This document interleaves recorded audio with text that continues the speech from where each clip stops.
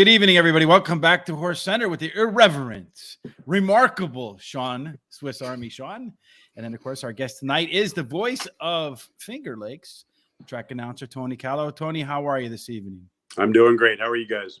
Doing good. Thanks for joining us this evening. You know, it's always interesting to me, and I don't know, Sean, if you have the same effect, but from watching the horse races, it's like all the announcers, they're almost like the voice of God, right? They just materialize in space and time. And then when you actually connect the voice to the face and the person's here, it's kind of like a weird event for me. So do you get when you talk to folks and you tell them, yeah, I'm a track announcer, do you get the Bugs Bunny double take? Like, what did he say? Especially when I was younger and I didn't wear my facial hair. I remember I got a guy in the elevator once told me, he's like, that's not you. That's not you. And I'm like, I have nothing to lie about, sir. It was me all day.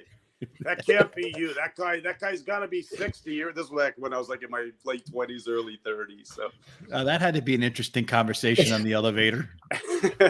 And now we know why people don't say anything on the elevator. Wanted to get out of that elevator as fast as I could. Yeah, I bet. So, well, take us way back to your trip into horse racing starts with your dad at Bay Meadows, right? Very much so. I grew up in Northern California. I was born in Liverpool, England, and raised in Livermore, California. So we're waiting for the liver diagnosis to come about here pretty soon. But pretty funny stuff. But yeah, Dad was a weekend warrior. He grew up in Waterbury, Connecticut. So he used to always go to Green Mountain, I believe it was, long before my time, a track, I believe, in Vermont. And he always talked about that. And his mom and dad got him into horse racing. And so Dad started taking me to Bay Meadows and Golden Gate Fields when I was really, really young. And it just really hit me hard. I absolutely loved it. Affirmed in 1978. I don't really remember Affirmed winning the Kentucky Derby, but I do remember him somewhat winning the Preakness. And then in the Belmont, we were on a trip to Lake Tahoe as a family. And we were listening to the CBS telecast or on the radio. And I kept yelling at my dad, we got to pull over now. This is the best signal we've had for half an hour. So we pulled over, and I don't know who the caller was. Perhaps it was Marshall Cassidy. I don't know who it was back then. Maybe Chick Anderson. Who knows who was doing the CBS radio. And all I remember is affirmed in Alydar. And I'm pretty sure the last words I heard was affirmed. And I told my dad, he won. He had to win. And pretty much got hooked on horse racing from thereafter. And then you went to college. I guess I read you went for like 3 years. You didn't, did you finish or did you say, that's that? I mean, I wasn't clear on that. Yeah. Well, you know what, when you're a 6-year senior, you don't brag about these things. So I went to Chico State, California State University of Chico. We were the #1 party school by Playboy. And I believe I had a lot to do with that. So, things kind of got a little out of hand for me at Chico. It was time to get out of there. And in about March or April of 92, I realized that it wasn't going to work out for me. And a buddy of mine got a book, How to Get a Job in Sports. And one of the pages had horse race announcer. And he pointed it out to me. He's all, you can do this, Tone. You can do this. And I'm like, yeah, you're right. I can. And I set a goal from the summer of 92 on to become a horse race announcer. So take us through that. I read that you kind of, in a strange kind of way, it just kind of happened for you because I think it was Michael Rona was working and somehow you got to fill in and then the next thing you know, you're full time. And so how did that all develop? Well, it was a little more than that. Basically what happened is in the summer of 92, I set out to try to get this goal of how I could get connected. I reached out to the California fairs looking for some type of internship. They weren't interested. Rick Kane, who was the executive director for CARF at the time, and I'd never met him and don't know who he is. He basically told me to reach out to Golden Gate Fields and Bay Meadows to their marketing departments.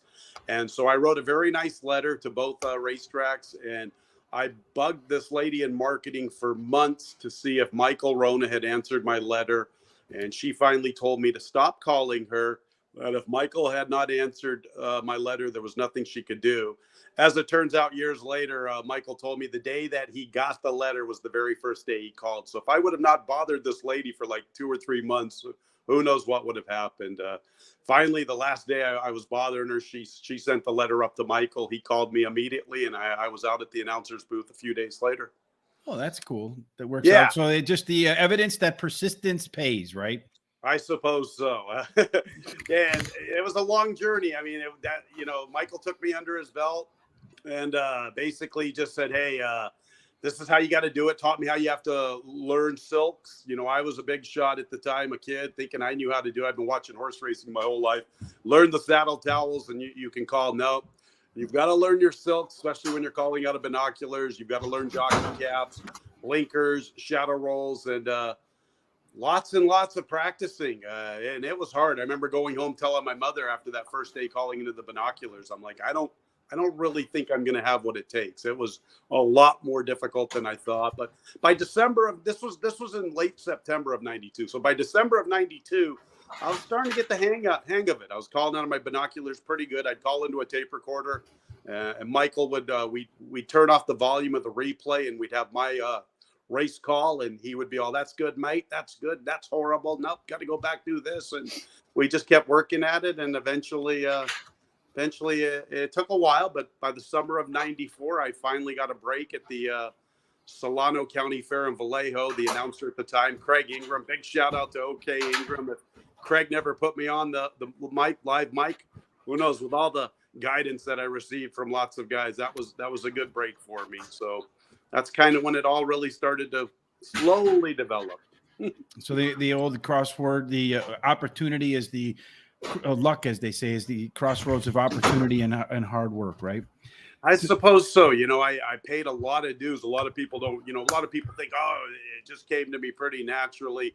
I called into my tape recorder for a lot of years, and I really wasn't sure if it was ever going to materialize. I knew I was good enough, even in my late 20s or mid 20s at that time. And I was like, I could do this. And my calls were starting to sound good. I was picking up on horses' moves. And I was like, I can do this. I just needed a couple little breaks. And slowly things started to pan out. I worked hard. I'm not going to kid you. I used to drive a shuttle bus to and from the airports in the Bay Area. I'd wake up on the weekends at 3:30 so I could get out to the racetrack and call in my tape recorder by 1 o'clock. So, I put in a lot of hours. I thought you were going to say that you would pretend that you were calling races to all the people on the shuttle bus. Well, that would have been a story. That would have been a good one. That'll be the next interview. Outside, here comes United Airlines. We're looking for Southwest here on the far outside. Here's Southwest, picking them up and laying them down. Yes, indeed. So now that you put that out there, Tony's got to do that. Somebody's got to record Tony doing this. Yeah, I'm trying to get a voiceover coach going, so we're going to start reaching out to all these people. I could do the best voiceovers that you can with a horse racing theme. So indeed. So I got a couple questions for you. You're lighting up the comment section. Thanks for the comments. Keep them up. So what's it like to be up in the booth? Your private bathroom, beautiful spot like a suite at a ball game? I got a feeling the answer to that one is capital N-O, but we'll find out.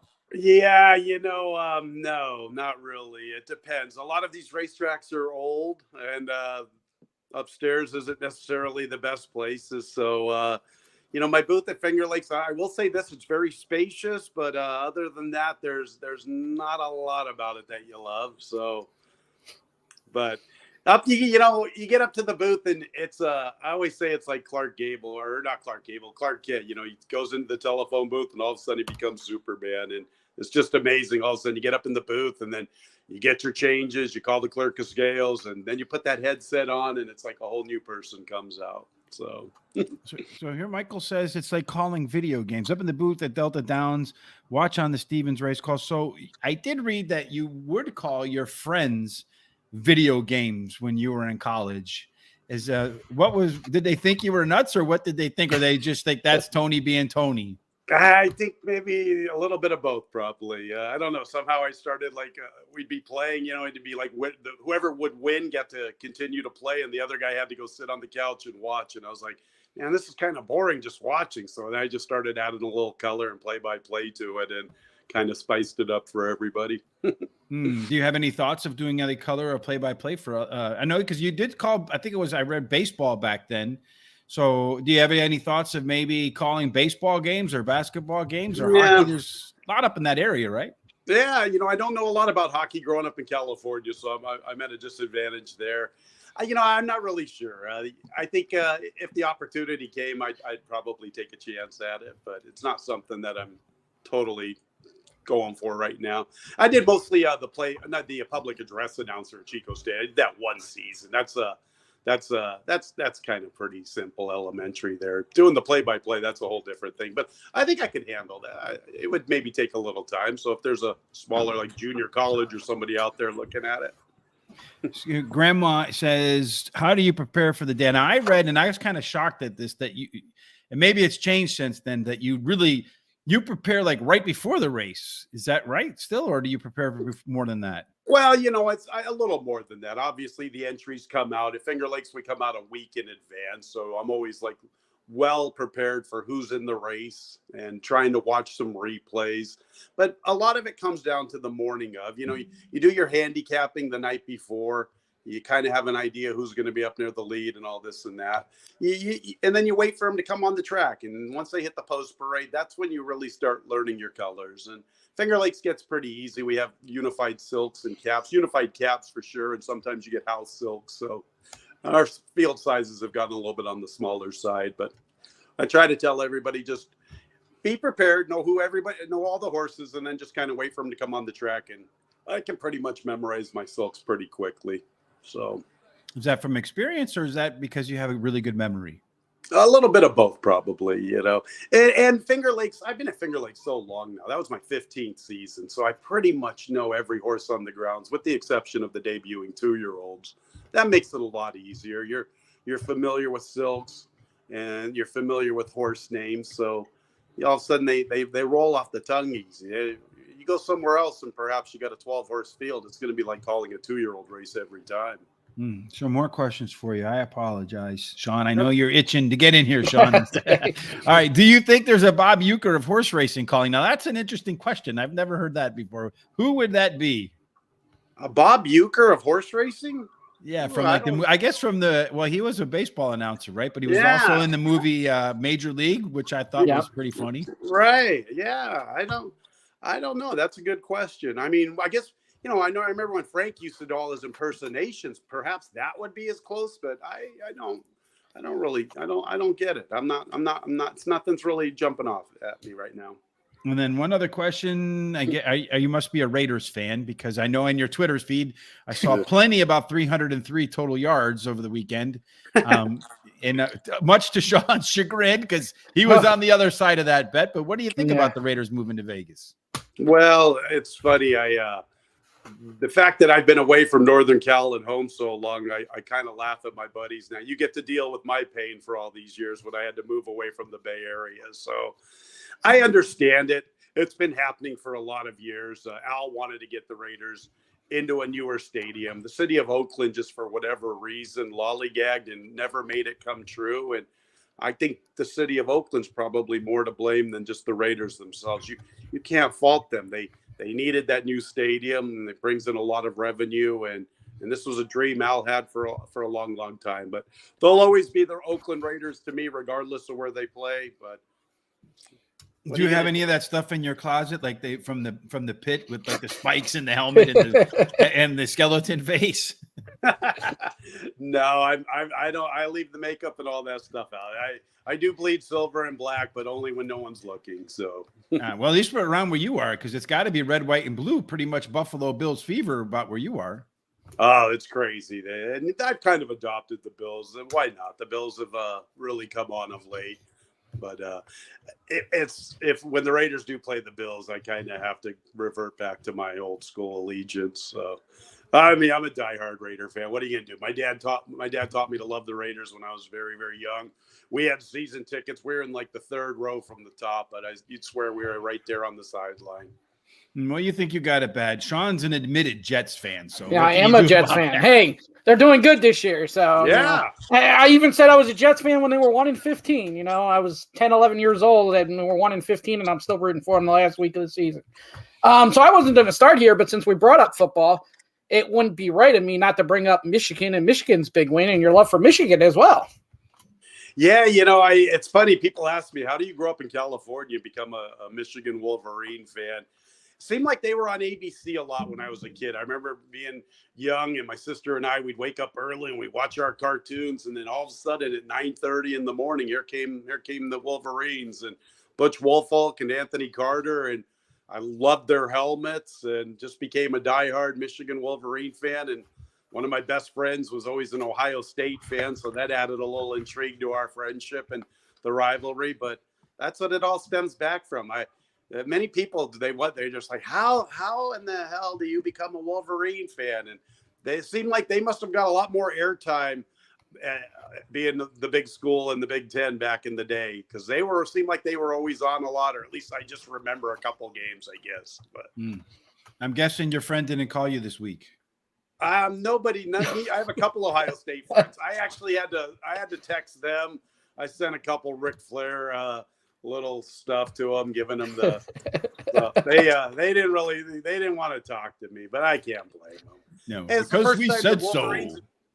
First time the Wolverines have won in Columbus since 2000. So. Yeah, and they not only won, they whipped some rear end there, right, Sean? Yeah, they did.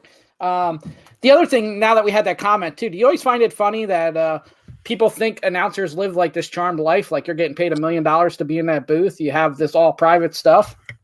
Very, very much so. Yeah, I wish it was the case. There, obviously, the Trevor Denmans, the Tom Durkins, this day and age, Larry Colmus, probably Frank Marabotti's doing pretty good for himself. But yeah, you can make a decent enough living if you get enough days and enough months. But when you're a part-time guy like me, it's you look in the mirror and you question sometimes your career choices. That's for sure. Everything seemed to be going pretty good until the pandemic. Since the pandemic, we've been losing a lot more days, and like everybody, things have gone a lot tougher for all of us. But it's not the case.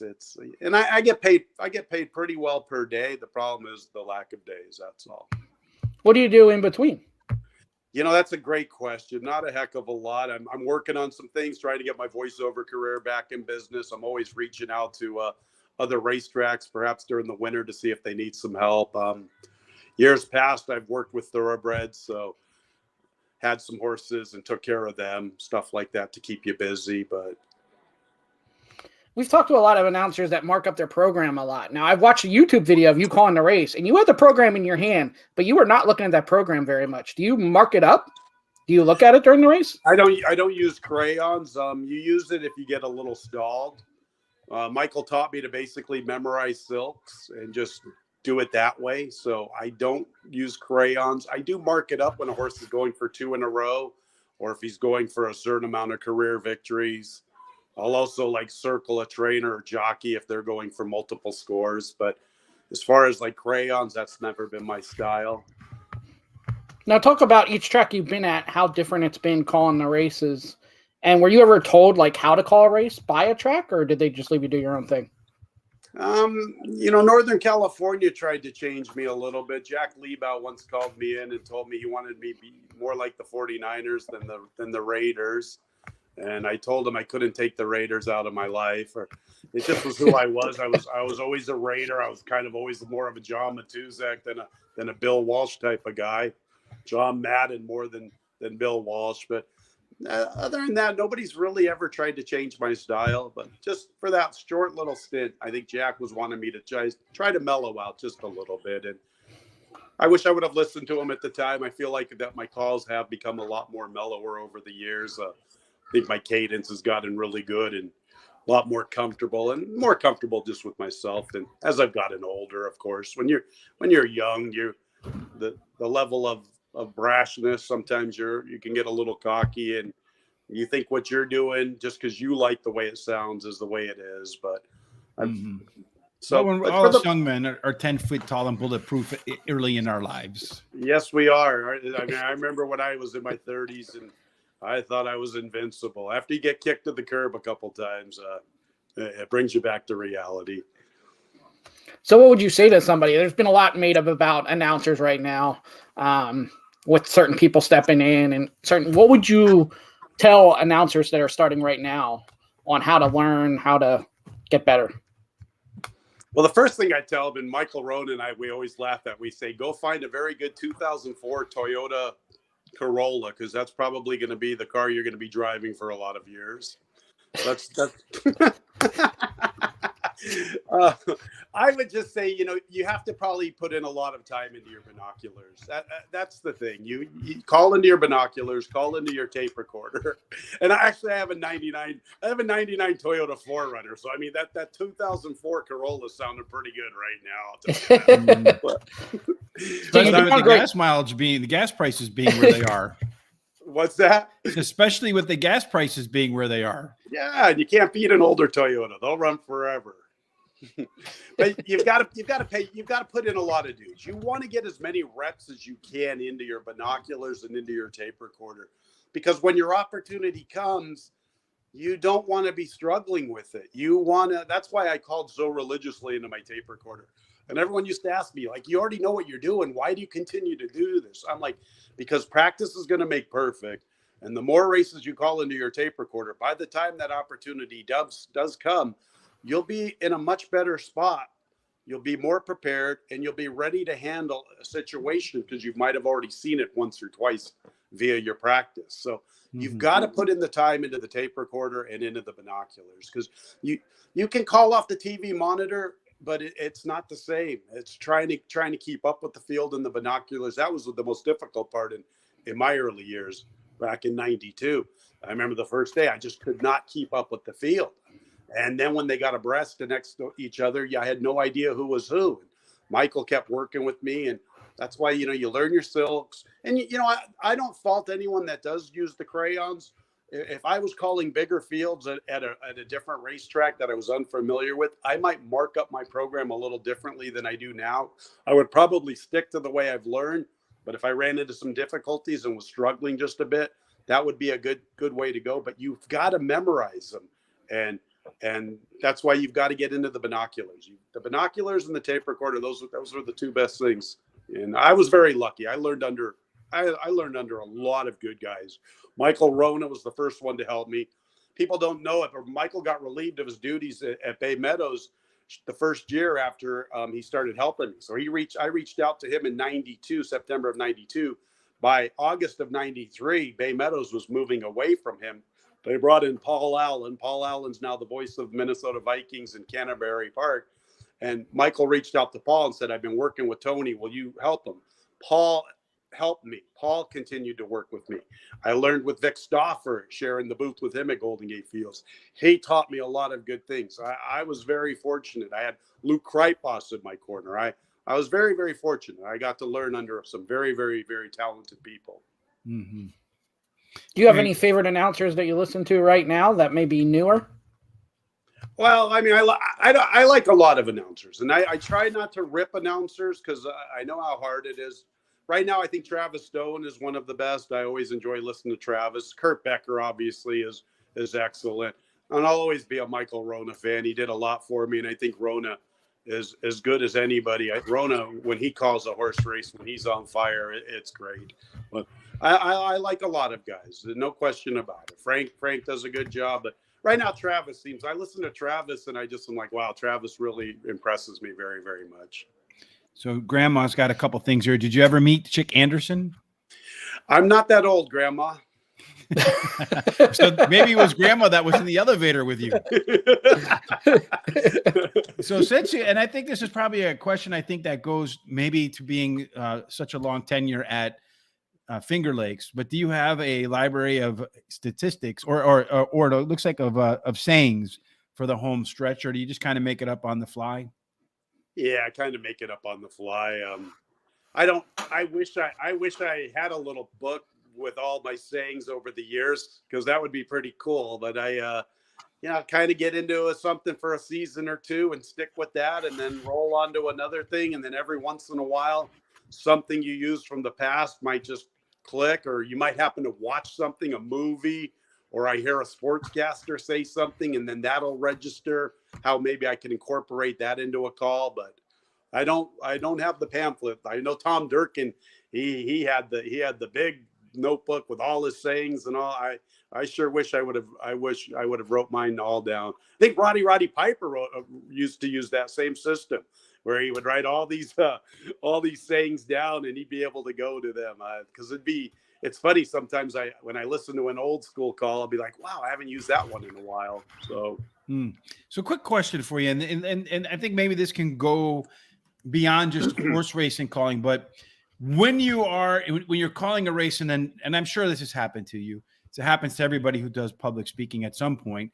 When you're at a loss for words, like you really don't know what you want to say next, what kind of tricks do you have to kind of get you back on track, so to speak? So just kind of fill that air. Do you just call what you see, or what sort of tricks do you do to keep the flow going?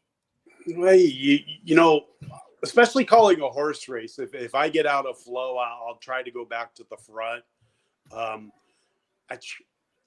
If you get too tongue-tied, there's not much you can do about it, I guess. There's going to be some awkwardness. You just hope that it doesn't happen, or perhaps you try to come up with something that's smooth. It's not something I plan for, because I'm kind of superstitious. So I always kind of say to myself, if I think something bad's going to happen, or if I'm going to mess up and get tongue-tied, then I will. So it's definitely not something I try to prepare for. But if I do lose my rhythm or my cadence, or if I get a little trying to figure out who the horse is, then I'll go back to the front. Luckily, it hasn't happened to me too much of late. I've been pretty fortunate the last couple of seasons. I've been pretty sharp, and if I do get there has been a couple little brief moments where for half a second I'm like, oh, who is that? And then luckily it clicks right back to me pretty quickly. But well, I'm glad you're not calling, because I would have field goal jinxed you like Jim Nance. Tomorrow you would have been tongue-tied all day. Did you see that? That was amazing, wasn't it? Yeah. I don't want to say it, but I say it. And then he did miss it, right? For sure. All right, Sean, sorry to bother you all the time. Go ahead. No, it's okay. So, Tony, what's your proudest moment as a race caller? You know, that's a good question. Probably Lost in the Fog, being associated with that horse. I called his debut run. I got lucky that day. I got tipped off by the clocker that Art Lobato, a former jockey in Northern California. He's a former clocker out in the Bay Area. And before the races, we'd always talk, and he told me, Tony, this horse can run. This is a monster right here. And I'm like, really? He's like, yeah, he's a good one. And when he told me that, and he opened up, and I just also remember his name, Lost in the Fog, remember his name. And so for me to call that horse's debut run was pretty special. And I gave him a huge call the race before the Breeders' Cup Sprint. I was really proud of that call. I loved it. Unfortunately, he didn't live up to it. He had the poor effort in the Breeders' Cup Sprint. And it's unfortunate, because who knows how long he was battling all of his issues. I think it takes a lot on a horse when they've got to fly back and forth. It has to be stressful for them. I mean, and then you're traveling from East Coast to West Coast, back and forth. I just wonder how much that contributed to all of his issues that he had to deal with. And for him to be taken away from us so soon, I really do love that horse. And he was pretty cool to be able to call. And that's one of my biggest. I did call Charismatic in my first El Camino Real. He ran second in the El Camino Real to a horse named Clico from John Sheriff's barn. And then Charismatic went on to win the Derby and Preakness that year. So that was pretty cool also. But Lost in the Fog by far is that's the horse that I always think about. So you mentioned there that you got a little bit of an insider tip, so to speak. How often does that happen at the track? And are you like do you bet on them, or do you not bet on them because you're afraid that it would leak into your call? I don't really bet much on my calls. And if I do, it's chicken scratch. I say for when I'm off the mic to try to play my pick six tickets. And if I had $1 for every time somebody told me a horse was going to win or run big, I'd be pretty rich right now. So I try to take it with a grain of salt. Okay, sounds good. And if I've already handicapped the horse and I think he's going to run well, and then they tell me that, maybe I'll put a little bit more into it. But I try not to get caught up to what everybody's saying on the backside. That's for sure. But I respected Art, and I knew for him to tell me about Lost in the Fog, that he had to be probably pretty good. And then when Lost in the Fog started to open up, I was like, all right, here we go. And so. Sorry, Sean. No, it's okay. What about the strangest race you've ever called? Have you ever had any of those? Well, I've had a couple. If I recall correctly, we perhaps couldn't get the starting gate off the turf course one time in Northern Cal. That was a little hairy there for half a second. It's a fine line. The stewards will come over a squawk box, or somebody might come rushing up into your booth to let you know you got to pull them up. So that's always kind of a little tricky. I've had a horse made a left-handed turn out of the chute at Finger Lakes, and he's running the opposite direction. So he's going in the wrong direction through the clubhouse turn, coming back to meet the face of the field. That was a very, very tricky call. Definitely did not enjoy that one. That was very uncomfortable. The stewards kind of never really gave me the words I was waiting for to pull them up. And it kept getting closer and closer. And that one got a little tricky. That one, that's never easy. That's very uncomfortable. You're concerned for everybody. You're concerned. I mean, a lot of damage can get done. The carnage would be ugly. And I love horses. I love horses. I can't stand when something goes amiss with one of them on the racetrack. I know it's part of our game, but it can really put me in a somber mood. It's sad. They give so much for us. So that was very tricky having to deal with that one for sure.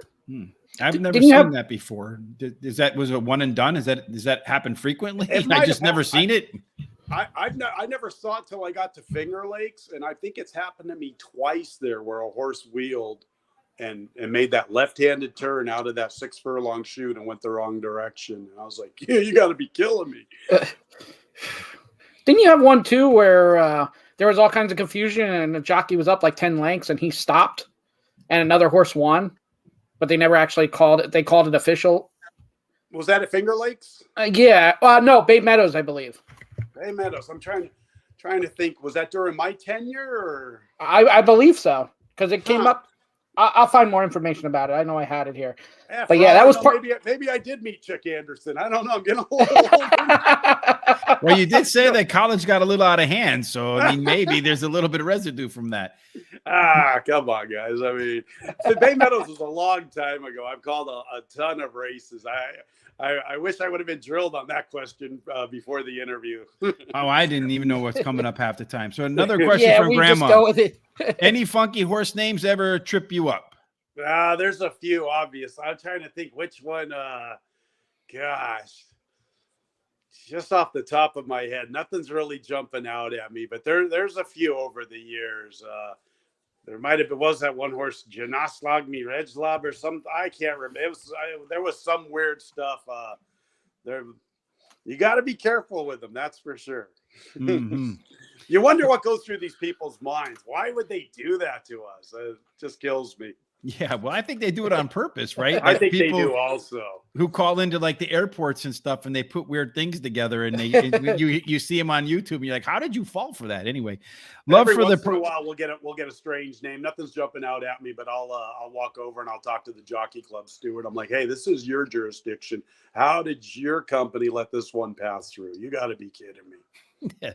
So Sean Nolan said, love the progress our friend Jackie Davis made this year at Finger Lakes. Any young riders that impressed you this year? Well, no, we don't really, we didn't have a lot of young jockeys there. I'd say Christian Navarro. He's probably one of our youngest. He's Kevin's younger brother. And I liked what he did in limited tries. I saw him improve, and that he would be maybe one of the up and coming young jockeys that made an impression on me. Our colony's pretty much set in stone. We had him. Jamie Rodriguez was a very good jockey that was in Finger Lakes for many years, and he's gone on, and he's just a tremendous human, and he's one hell of a talent, that's for sure. That kid can ride. There's no question about it. So another question: do you know a Finger Lakes? I was going to say Florida, Finger Lakes regular named Saratoga Sal? Saratoga Sal. I don't think I do. I don't think I know a Saratoga Sal. These questions are always tough for me too, because I know it puts you in a tough spot. So Ralph Manfredi, do you have any favorite owners? Ralph All Manfredi. of them. Yeah. That would be the M&M crew. No question about it. That's Ralph Linda Manfredi and Danielle Macarino. Now, I love all of our owners, no question about it. Ralph's a buddy of mine, so he's just chiming in, giving me a little. Oh, he's giving you a hard time. Well, Way to go, pal. Jeez. So now all the other owners are mad at you. Took me out for dinner a couple weeks ago. I didn't even order the most expensive thing on the menu. You think he would have lined it up on me?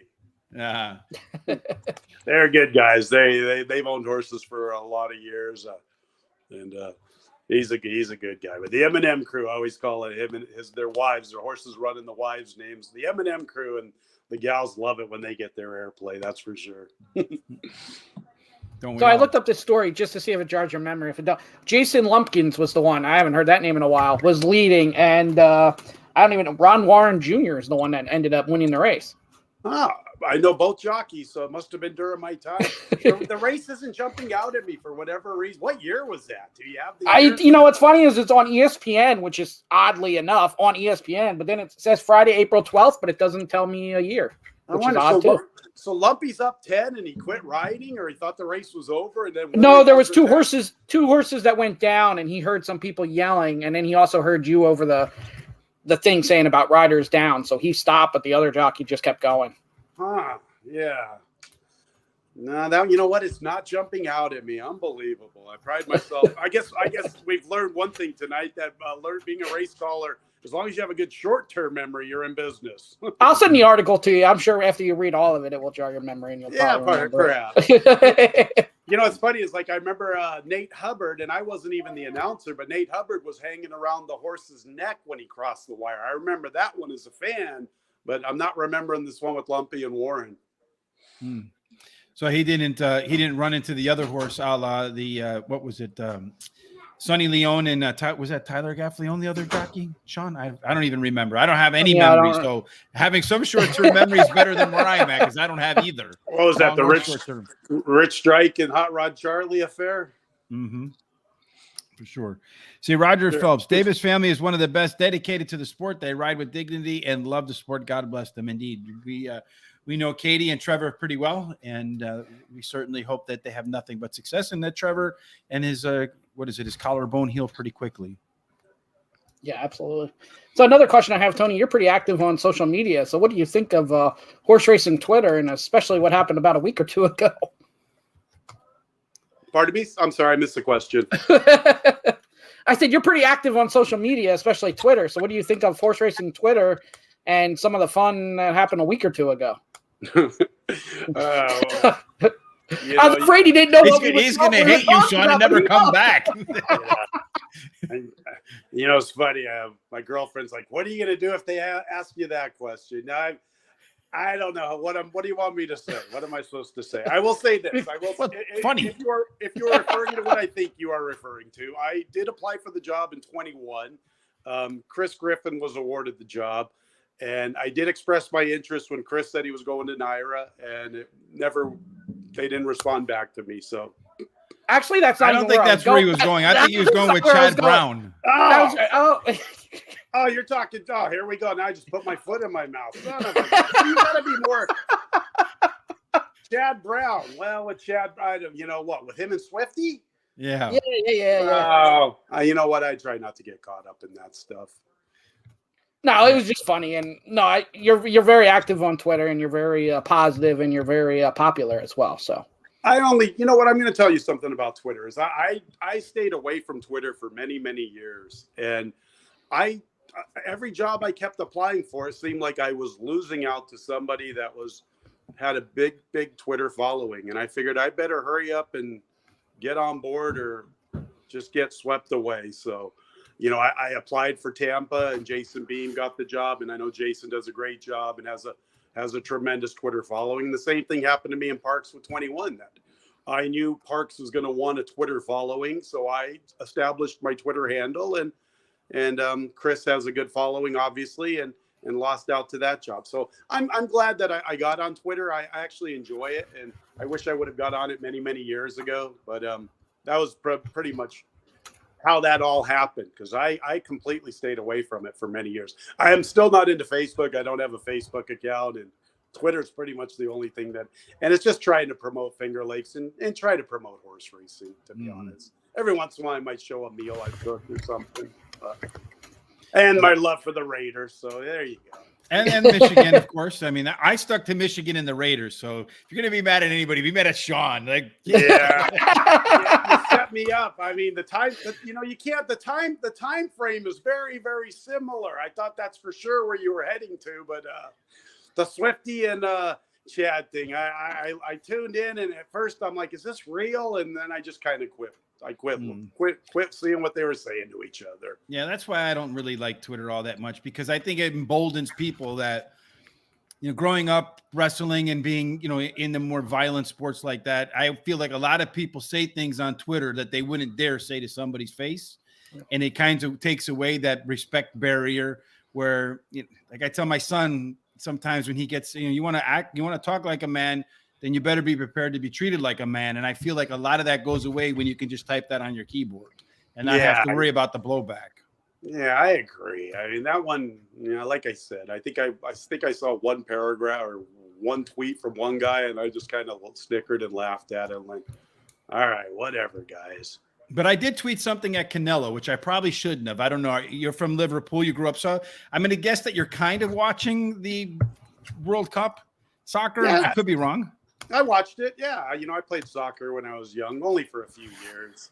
Soccer gets a bad rap, at least in Western New York. I know from some of the people that I know out there, they laugh at soccer, but soccer was really good for developing many other skills. I became a pretty good basketball player, and I attribute a lot to it with the footwork I learned from soccer. No question about that. And then Canelo, the fighter was getting on Messi about when they beat Mexico. So he said he's going to beat up Messi. I suggested that he fight a Charlo or an Andrade or a Errol Spence instead of fighting Messi, and haven't heard back from him yet. So it's probably not a bad thing.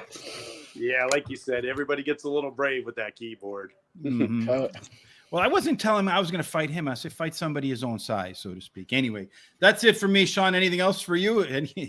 Any more questions out of the blue, Sean? Well, I'll go with one more question. If announcing doesn't work out anymore, or you're done with announcing, or you move on from announcing, anything else you would do in horse racing?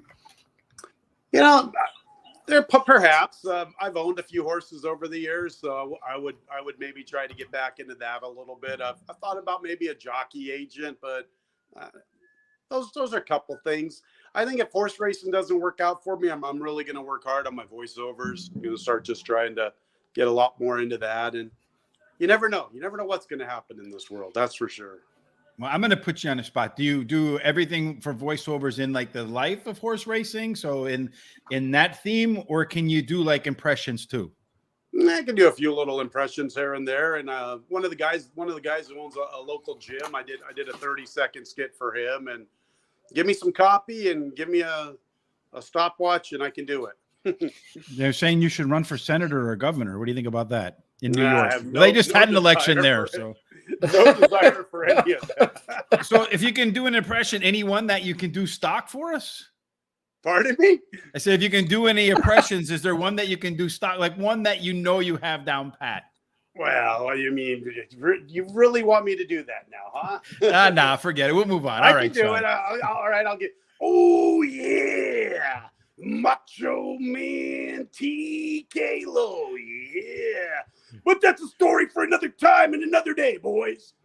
All right. I like a little Randy Macho Man Savage myself. Ooh, let me tell you, brother. Oh, yeah. The cream's rising to the top. Yeah. There you go. The cream did rise up to the top tonight. Tony, we appreciate you coming on. Thank you. It was a lot of fun. We always have great guests, and now you're in the Hall of Fame for the Horse Center Hall of Fame. So we appreciate that. Good luck, continued luck, and then we look forward to talking to you again. Awesome, guys. Thanks for having me on. Thank you. Have a great evening. Good night. Alrighty, Mr. Sean, I did big head you today. I don't know how I didn't do that any better. Always a fun. The guests always make the show, and that was a lot of fun. Yeah, it was. I've seen him on Twitter a while now, so I've been wanting to reach out to him. I finally reached out to him, and we had the cancellation with Mark Henning, and got him on. So that was fun. I didn't mean to set him up with that question at all. Actually, I was avoiding. Maybe you could have been a little more clear what you were asking. I knew where you were going because I was unaware of the other stuff altogether. But yeah, I was totally trying to avoid the other thing, but. Yeah, sometimes that happens. You know, we don't know what questions we're asking and stuff like that. We don't mean any trouble though, and neither does Tony. So. Yeah, I understand for sure. So who do you have tomorrow that you're going to ambush? We have Frankie Pennington. He's another one. You know, I tried to get on for a while, and then I met him at Parks while helping out with TVG FanDuel. So it'll be fun tomorrow as well with Frankie. Ooh, yeah. Step into a Slim Jim. Let me tell you, brother, we got that. All right, so Frankie Pennington tomorrow at Parks. Yeah, Terry and I tried our luck at Parks today.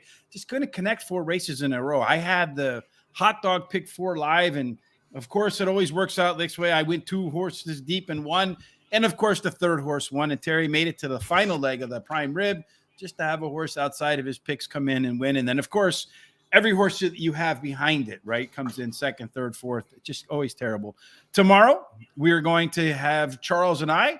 We're going to go down to Tampa Bay Downs, but we'll also be releasing some Tampa Bay Downs content in the morning on TikTok, on YouTube, hopefully if I don't screw it up, as well as on Twitter. So you're going to want to check that out. I think we'll have a little bit of content, Tampa Bay specific, every day for like the next week or something. So I want to thank you to Jamie for doing all that work and recording it and all the hard work that she's putting in. And hopefully one day, all of it will pay off for all of us, Sean.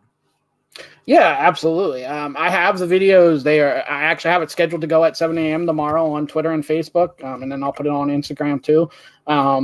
They're funny little videos, so I think people will enjoy them.